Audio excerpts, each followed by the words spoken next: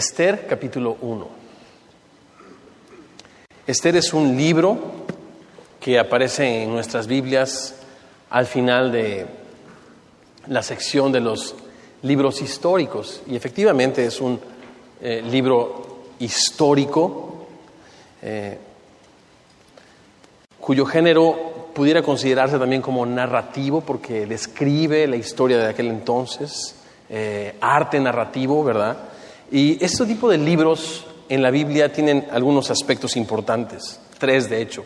El primer aspecto de un libro histórico, de un libro narrativo en la Biblia, es la ideología. Es una ideología enraizada profundamente en las costumbres, en las creencias judías. En segundo lugar, un libro histórico en la Biblia se distingue por personajes que la arqueología y la historia a través de los siglos han demostrado que han existido, dándole un crédito a la Biblia como la palabra de Dios maravilloso. En tercer lugar, un libro histórico de arte narrativo en la Biblia también tiene este aspecto de inspirarte, de persuadirte, de convencerte. Y este es el libro de Esther hoy. El libro de Esther aparece después del libro de Nehemías, antes del libro de Job. El libro de Job comienzan en nuestras Biblias los libros poéticos, ¿verdad? Está al final de los libros históricos, pero en realidad el periodo de 10 años que describe el libro de Esther pudiéramos mejor colocarlo entre el capítulo 6 y el capítulo 7 de Esther. Cuando tú lees, de Esdras, cuando tú lees el libro de Esdras ahí en la Biblia, en el capítulo 6, vas a estar leyendo acerca del rey Darío de Persia. Cuando lees el capítulo 7, empieza ya la historia de Artajerjes y sus decretos para el pueblo de Israel. Justamente después del rey Darío y en el tiempo de Jerjes, o el rey Asuero, ahí es donde podemos colocar a Esther. Entonces, teniendo el panorama, sería Esdras, del capítulo 1 al capítulo 6, después los 10 años del periodo que cubre Esther, y después el final de Esdras y Nehemías. ¿Por qué les digo eso? Eso es para que lean.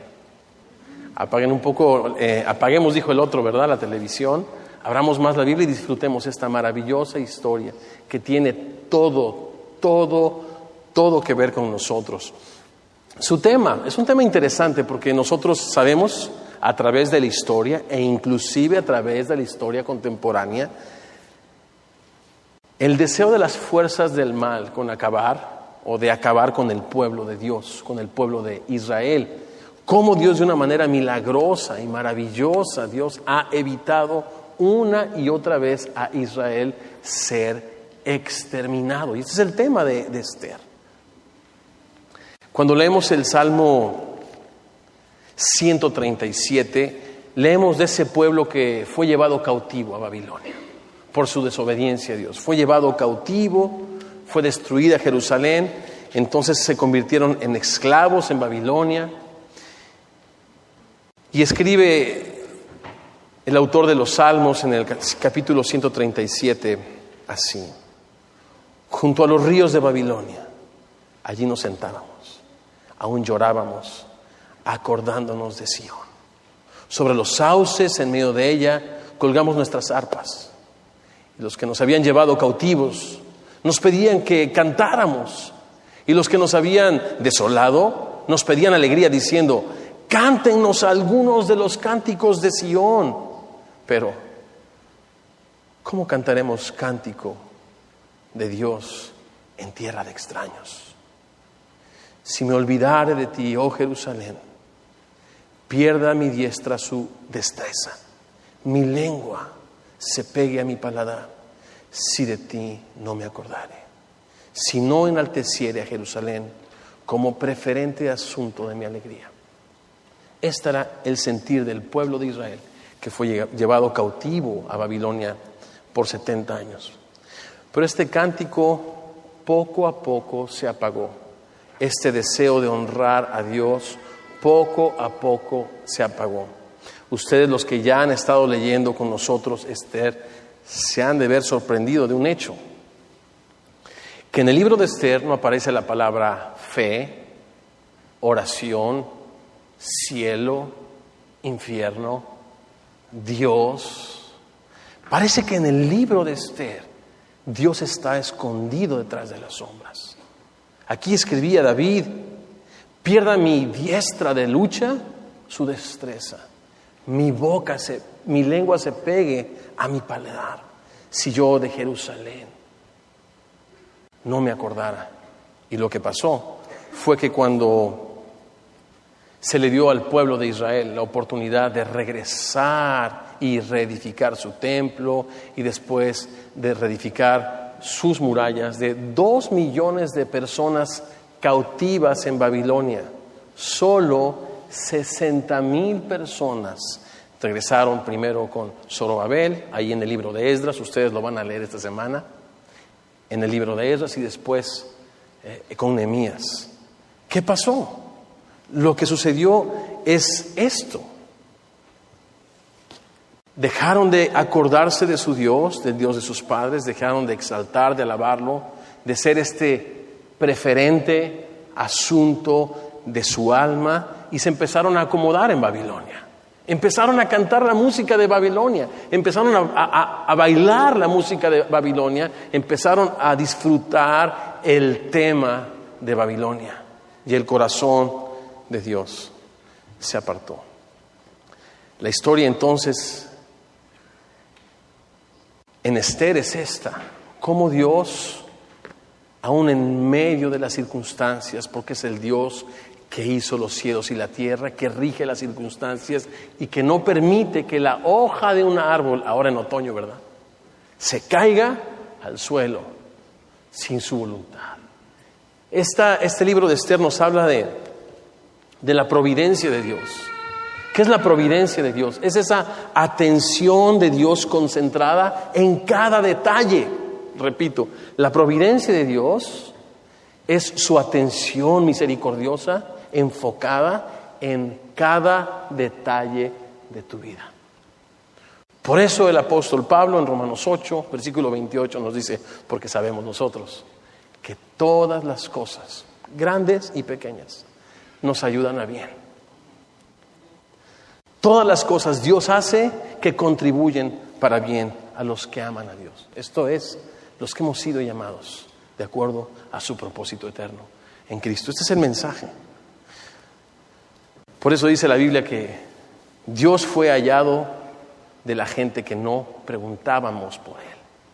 Porque la Biblia dice que no depende del que quiere ni del que corre, sino del cual Dios tiene misericordia. Que el libro de Esther, en nuestra lectura diaria, en nuestra meditación diaria, en nuestro estudio cada fin de semana en el hogar, nos revela ese aspecto de la gracia de Dios. Que Dios cumple lo que se propone. Y Dios se ha propuesto en Jesucristo reunir todas las cosas. Bienvenidos al libro de Esther. Vamos pues a comenzar capítulo 1, verso 1. Aconteció. ¿No te encanta esto? No es de que érase una vez en una, ¿verdad?, en una aldea muy remota, en una aldea muy lejana, un rey muy viejito, ¿no? Cuando la Biblia dice que aconteció, es que esto aconteció, pasó. Y la arqueología, una y otra vez, ha dado testimonio que la Biblia tiene una autoridad histórica maravillosa, increíble. Una y otra vez la arqueología también comprueba que la Biblia es la palabra de Dios. Aconteció en los días de Asuero, el Asuero que reinó desde la India hasta Etiopía sobre 127 provincias. Era esta época dorada para el imperio persa, este imperio que duró desde el año 593 hasta 331 antes de Jesucristo. Nos dice aquí una referencia: desde India hasta Etiopía, pudiéramos verlo en nuestro mapa como Turquía, la actual Irak, Irán, Pakistán, Jordania, Líbano, Israel, Egipto, Sudán, Libia y Arabia. el reino más imponente, más majestuoso, más poderoso jamás conocido. Este Asuero es el título que se le da al rey, como en el tiempo de Cristo el César o el emperador, o como en Egipto Faraón. Asuero es el título, pero su nombre es Jerjes. Este Jerjes, que reinó desde la India hasta Etiopía, sobre 127 provincias. Verso 2, ustedes que están siguiendo la lectura conmigo. Que en aquellos días, cuando fue afirmado el rey Asuero sobre el trono de su reino, el cual estaba en Susa, capital del reino. Susa era el palacio de invierno, donde, debido al clima, siempre el rey acostumbraba a pasar su invierno. Era quizá este palacio de descanso, y esto que es capital era un citadel también levantado muy en alto, con una gran fortaleza alrededor. Los arqueólogos han encontrado este lugar. Y verso 3 dice que en el tercer año de su reinado hizo banquete a todos sus príncipes y cortesanos, teniendo delante de él a los más poderosos de Persia y Media, gobernadores y príncipes de provincias. Miren el verso 4. Para mostrar él las riquezas de la gloria de su reino, el brillo y la magnificencia de su poder. Por muchos días, 180 días, ¿cuánto era eso? 6 meses. Eso sí, los hispanos somos fiesterones, ¿sí o no? ¿No? Allá de donde yo vengo, sirven la cena, después la fiesta, el rollo, y ya como a las 6 de la mañana van trayendo el menudo, el chilaquil y todo el rollo, y se va acabando como por mediodía, brothers. Salimos todos, dijo el otro, no, ahí sí no. Salen todos como lagartijas fumigadas, bro. Para mostrar las riquezas de la gloria de su reino. Es interesante porque hay un historiador llamado Heródoto, un historiador griego, que dijo y escribió acerca de este banquete donde el rey Jerjes estaba planeando invadir Grecia. La política exterior de este rey Jerjes era diferente a Babilonia o diferente al rey Ciro y el rey Darío. Ellos habían sido mucho más respetuosos en las culturas de cada lugar, ¿verdad? De cada nación. Pero la cultura grecia más y más estaba ganando terreno en su ideología, en su pensamiento, 1, y 2. Darío había sido vencido también por Grecia. Darío había intentado invadir Grecia y en una batalla llamada Maratón, él fue vencido. Entonces, él quiso conquistar Grecia también para vengar la derrota de su padre. Entonces, este hombre Heródoto, historiador griego, nos dice que los preparativos para invadir Grecia duraron más o menos como 4 años. Y esta era parte de esta, siento yo, y lo vamos a ver, intimidación. Este despliegue de fuerza, de esplendor, de poder que Jerjes quería manifestar, expresar delante de todos esos príncipes de Persia y de Media, para tener entonces su apoyo y conseguir su ambicioso plan de invadir Grecia, nos dice la historia. Entonces, vamos a ver en la vida de Jerjes, un hombre con un carácter que lo llevó a perderlo todo. Es casi una historia dentro de la historia. Vamos a estar viendo semana a semana diferentes sketches de esta misma historia, de este mismo tema que les hablaba de la providencia de Dios. Pero vamos a hacer un acercamiento un poco más. Y este día vamos a hablar acerca del carácter. ¿Qué es el carácter? Bueno, pues el carácter no es lo que tú crees, no es lo que tú sabes, es lo que tú haces. Es este conjunto de decisiones que tomas día tras día que te conforman en la persona que eres. Alguien ha dicho, si tú cultivas un pensamiento, vas a recoger una acción. Si esa acción la repites y la repites y la cultivas en tu vida, vas a recoger un hábito. Y si tú cultivas también un hábito, vas a recoger un carácter. ¿Qué llevó a Jerjes a, en primer lugar, vivir una vida como la que vivió, hacer una petición como la que hizo y tener una reacción como la que tuvo? Su vida, su petición y su reacción. Vamos a ver su vida, verso 4. Quiso mostrar las riquezas de la gloria de su reino, el brillo y la magnificencia de su poder, por muchos días, 6 meses. Primeramente, este cuate era un hombre que tenía sus riquezas en el aspecto de la temporalidad. Proverbios 10:15 nos dice: las riquezas del rico son su ciudad fortificada. Él pensaba que toda esta esplendor, magnificencia, riqueza le daba seguridad alrededor de él y le garantizaba pues la victoria en todo lo que él emprendiera.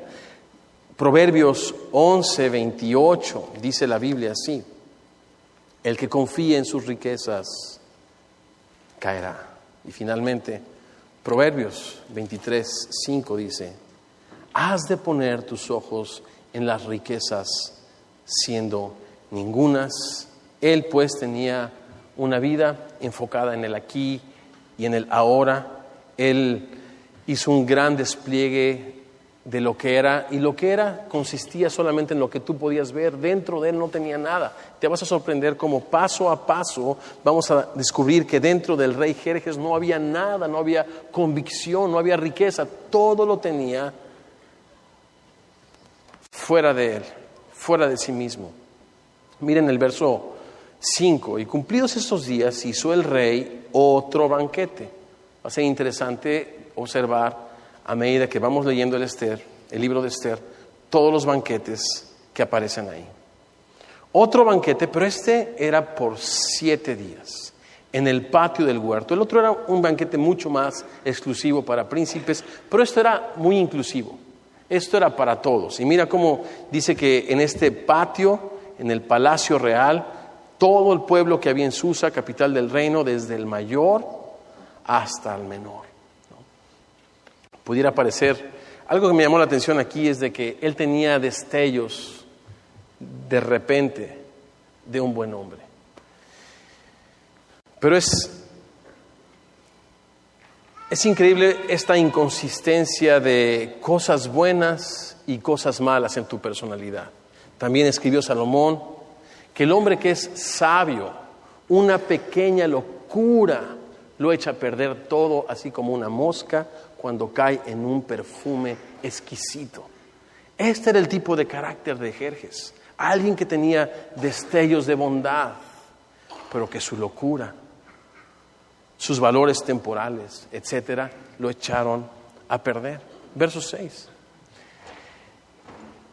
El pabellón era de blanco, verde y azul, tendido sobre cuerdas de lino y púrpura en anillos de plata y columnas de mármol, los colores famosos de Persia. Pero miren este lujo tan increíble: los reclinatorios de oro y de plata sobre losado de pórfido. Esto es un mármol rojo exquisito. ¿Tú te imaginas un piso de mármol rojo exquisito?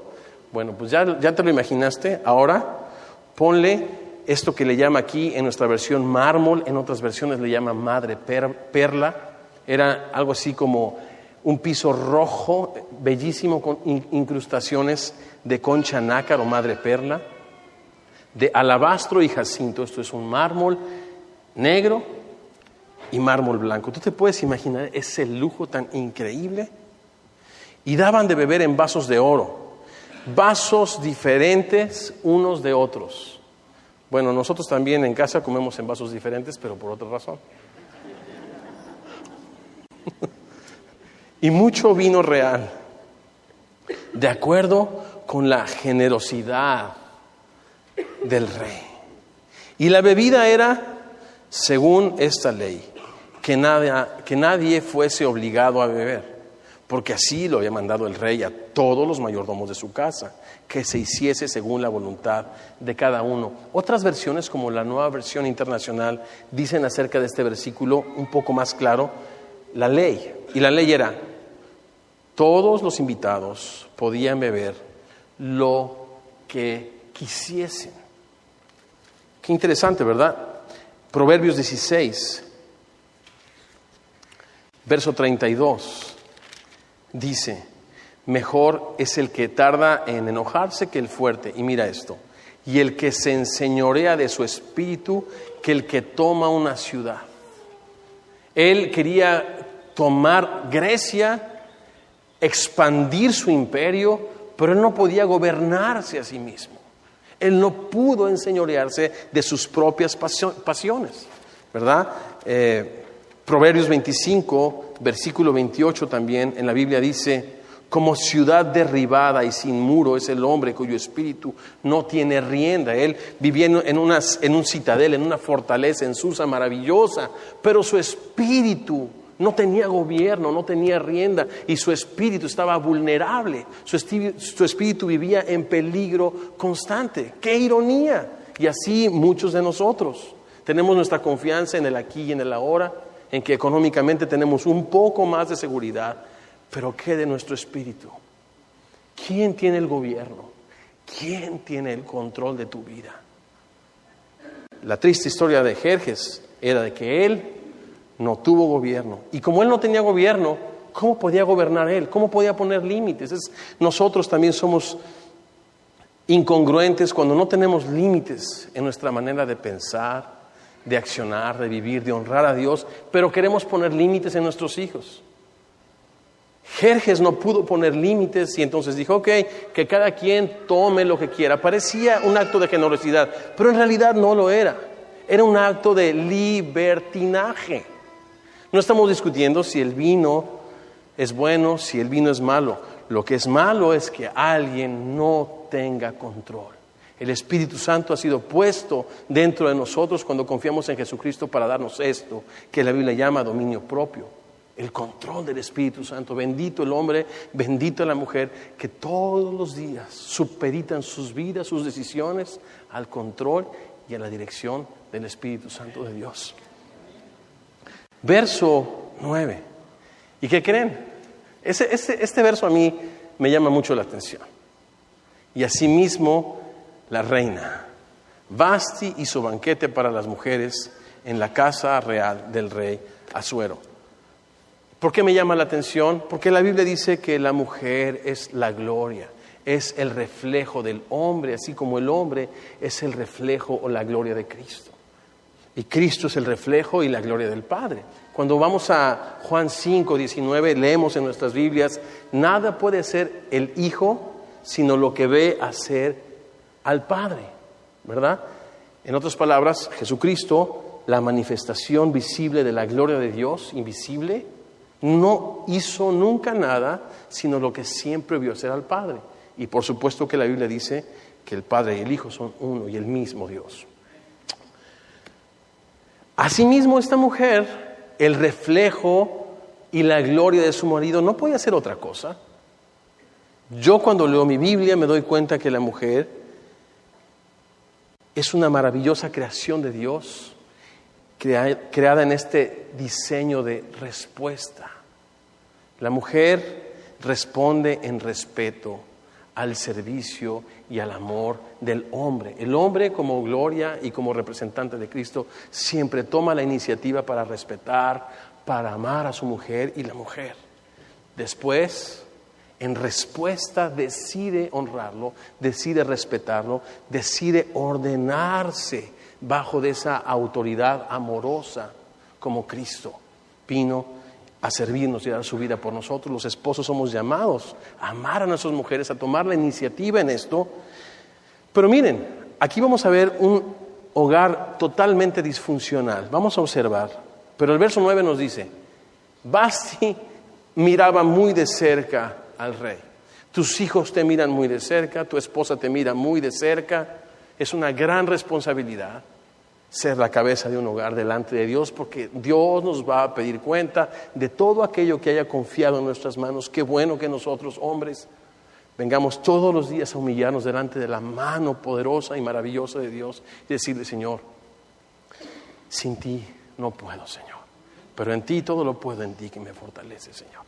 Bienaventurados los pobres en espíritu. Pero él no, él tenía un espíritu orgulloso, altivo, soberbio. Él quería mostrar su poder. Verso 10. El séptimo día, cuando el corazón del rey, alegre del vino, mandó a Mehumán. Yo no sé si estos nombres fueron puestos antes de la borrachera o después de la borrachera. ¿Qué onda? Vista, Kerboná, Victa, Abacta, Zetar, Carcas, 7 eunucos que servían delante del rey Asuero. El cuata estaba feliz, alegre, happy, jaladón. Ahora sí que you name it. Verso 11. Y el cuate, ya estando happy, ¿verdad? Dice, mandó que trajesen a la reina Vasti a la presencia del rey con la corona regia. Otra vez se repite la frase. Es interesante, cuando se repiten frases en los textos, es un énfasis que la palabra de Dios quiere dar a un hecho. Otra vez, para mostrar a los pueblos y a los príncipes su belleza. Porque era hermosa. Yo me imagino la conversación de estos cuates. Oye, pues ya vimos tu ejército, ya vimos los pisos, ya vimos el palacio, ya vimos el vino, ya probamos la comida. Pero la verdad, ¿es cierto que aquí en Persia están las mujeres más hermosas o no? A ver, ¿sí o no? Entonces este cuate le pegaron en el orgullo. Este cuate cedió, ¿verdad? Porque estos cuates apelaron a esto, a sus valores temporales.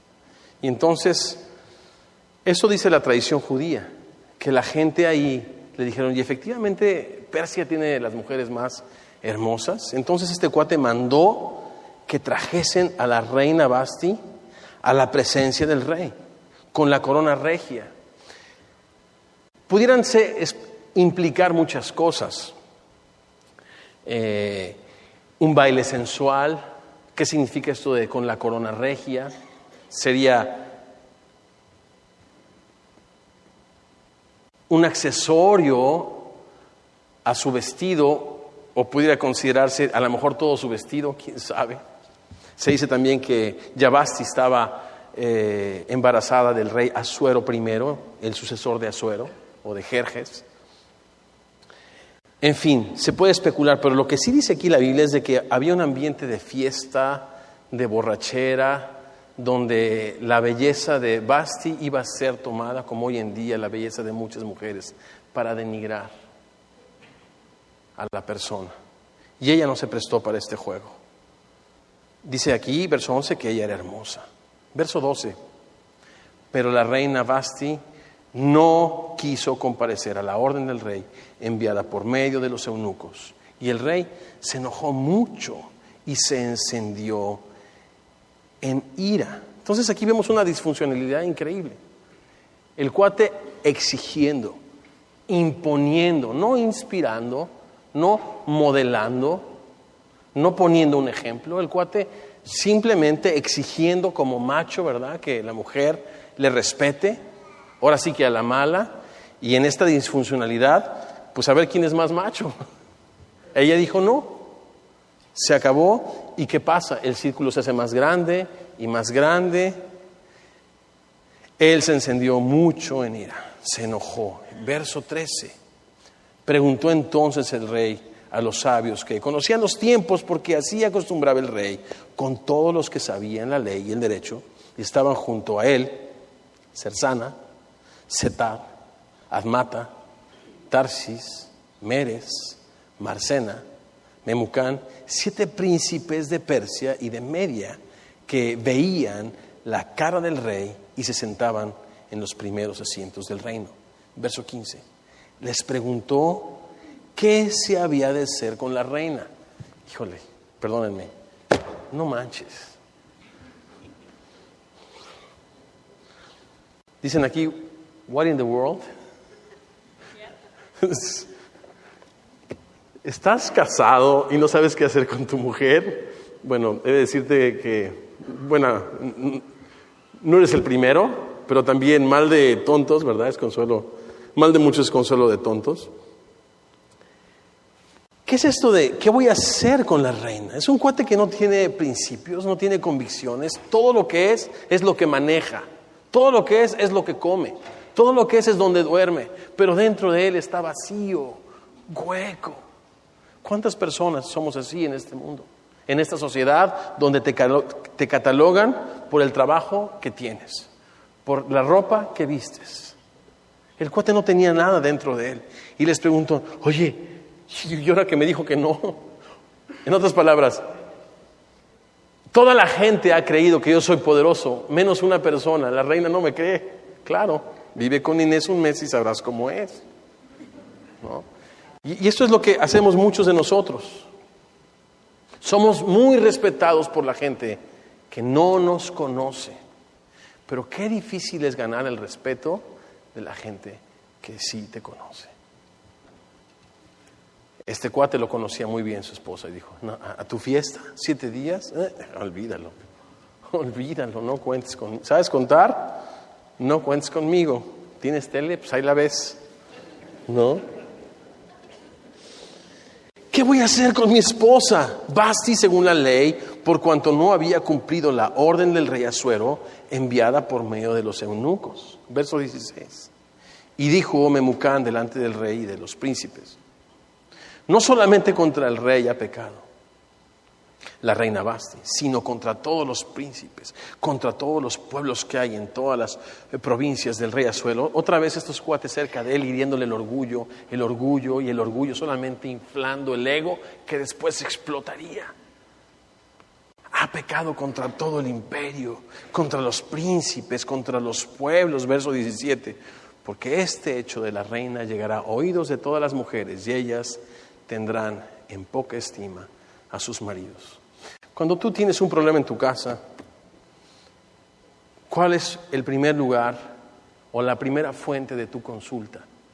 Isaías, capítulo 30, versículo 1 dice así: ay de los hijos que se apartan, dice el Señor, para escuchar el consejo, pero no de mí. O sea que no le preguntamos primero a Dios. Para cobijarse con cobija y no de mi espíritu, añadiendo pecado a pecado. Que se apartan para descender a Egipto y no han preguntado de mi boca, para fortalecerse con la fuerza de Faraón y poner su esperanza en la sombra de Egipto. ¿Cómo tratas a tu esposa? ¿Cómo educas a tus hijos? Nuestros papacitos y mamacitas, bien intencionados, nos enseñaron y nos modelaron lo mejor que pudieron. ¿Verdad que eso no nos queda duda? Pero tampoco nos cabe duda que nuestros papacitos y nuestras mamacitas, que nos dieron buenos consejos en sus fuerzas, cuando no fueron consejos inspirados por Dios, ellos mismos sufrieron las consecuencias. Nos han transmitido estas ideas. Pero qué importante que nosotros podamos dirigir nuestras vidas, vivir en nuestras familias a la luz del sabio consejo de la palabra de Dios. Y que hoy, a la luz del texto que estamos observando, nosotros tomemos una decisión de buscar como nuestra primera fuente de consejo, como nuestra máxima autoridad, lo que Dios nos ha dejado en su santa palabra, y no como Asuero lleno de temor. ¿Y ahora qué voy a hacer con esta reina? Quizá Grecia me respete. No fue así. En 3 batallas, Asuero perdió finalmente su ejército, sus buques, sus soldados. Dicen que llevó 2 millones de soldados, tenía una fuerza increíble. Dicen que llevó cientos y cientos y cientos de barcos, y en 3 batallas sucumbió ante el poderío de Grecia. Es increíble un hombre que tenga tanta influencia afuera de su casa y tan poca credibilidad dentro de su casa.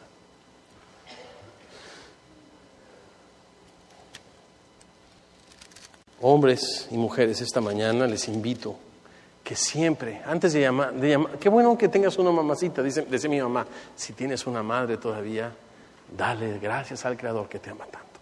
Gloria a Dios. Pero antes de llamarle a mamita, a papito, qué bueno es que dobles tu rodilla y le digas, Señor, ¿a quién iré? Solo tú tienes palabras de vida eterna, Señor. Dame luz en relación a mi asunto con mi hijo, a mi esposa, a mi trabajo.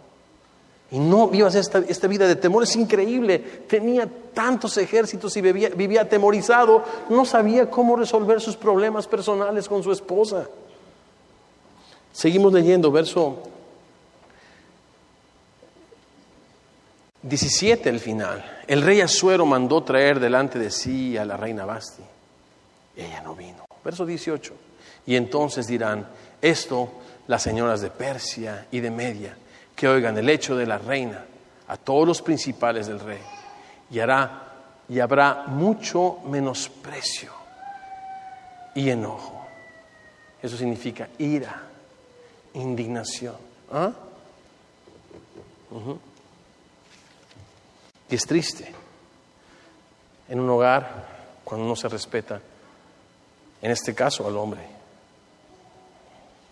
Por eso Cristo vino a ganar no nuestro respeto, sino nuestro amor.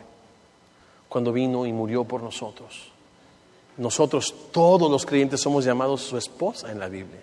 Y dice que vino a servirnos, morir por nosotros, para presentarnos a sí mismo como una esposa limpia y sin mancha.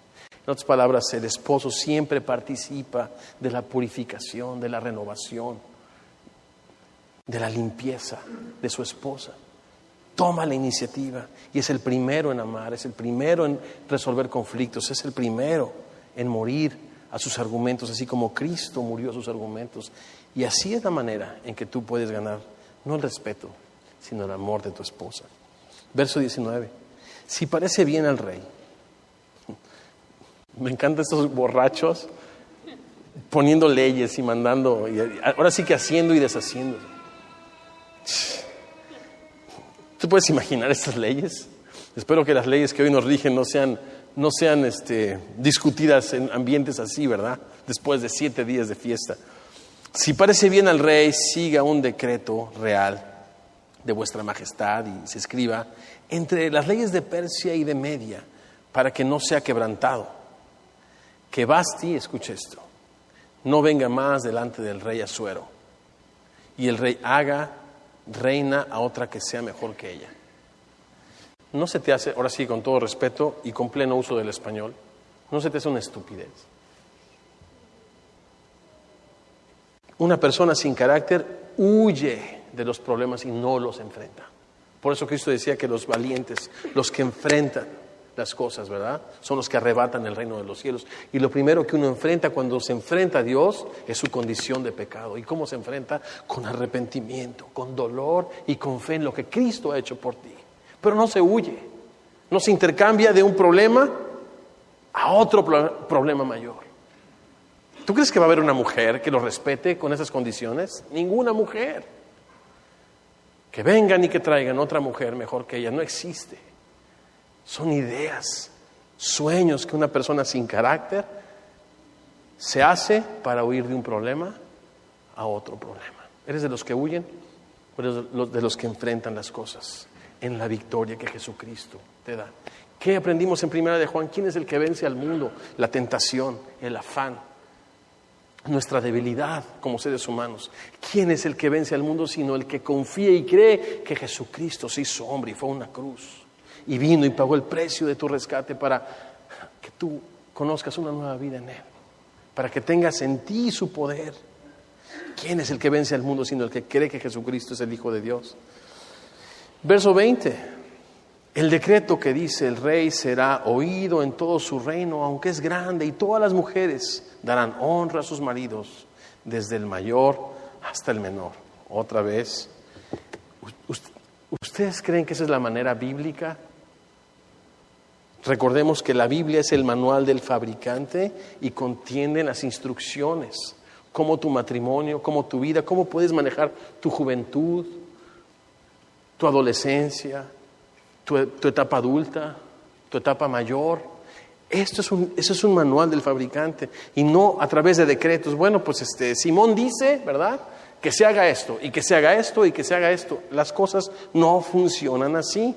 Ellos pensaban que de esta manera las mujeres darían honra y respeto a sus maridos. Seguimos pensando todavía en la ley del que grita más, del que se enoja más. Todos somos culpables de eso. Y todos hemos dañado de una manera u otra nuestras relaciones en nuestro hogar por pensar como Asuero que las cosas tienen un hilito y que el hilito lo tenemos nosotros. El hilito lo tiene Dios. Él es el que controla todas las cosas y con lo que primero quiere tratar, mis amigos Asueros, es con nuestro corazón. Cuida de las cosas pequeñas y entonces ganarás las grandes batallas.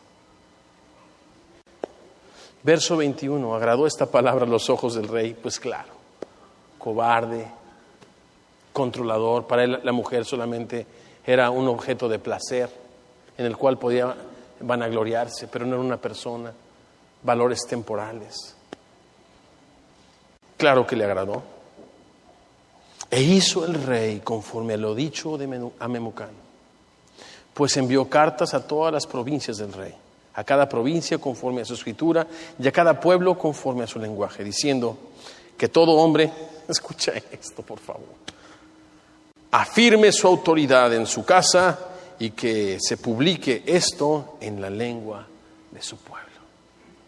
Totalmente absurdo, totalmente contrario a lo que la palabra de Dios nos manda a nosotros como hombres, tomar, repito, la iniciativa siempre en los conflictos como Cristo, amar a nuestras esposas como Cristo nos amó, como nos amó Cristo en medio de un conflicto. Cristo no nos amó cuando nosotros le buscábamos, sino cuando éramos sus enemigos. Y justamente cuando tenemos un conflicto, la Biblia manda al esposo, responsabiliza al esposo de tomar la iniciativa de morir a sus argumentos y ganar el corazón de su esposa.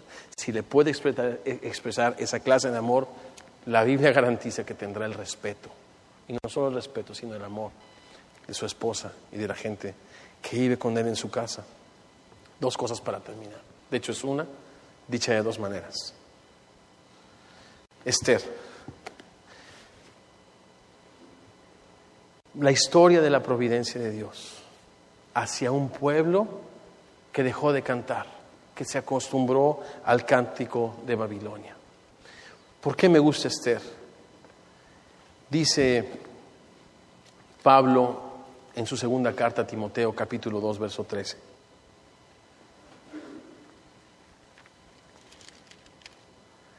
Si fuésemos infieles, Él permanece fiel. Y el libro de Hebreos en el capítulo 13, versículo 5 dice, porque Él dijo, no te desampararé ni te dejaré. Es maravillosa esa providencia, como Dios salvó a su pueblo del exterminio cuando el pueblo no preguntaba por él. Y yo quiero decirte, quizá como el rey Asuero, has sido infiel, has cultivado pensamientos que te han llevado a acciones que te han llevado a hábitos y que han formado tu carácter. Tu carácter es ese conjunto de decisiones que te han llevado al lugar donde estás.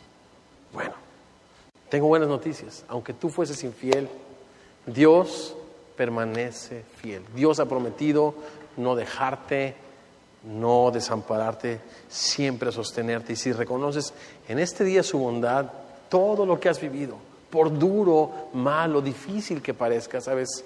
La Biblia dice que todo siempre obrará para bien. Si tú reconoces la bondad, la gracia y la misericordia de Dios. Vamos a terminar en una oración mientras le pido a la banda que pase al frente.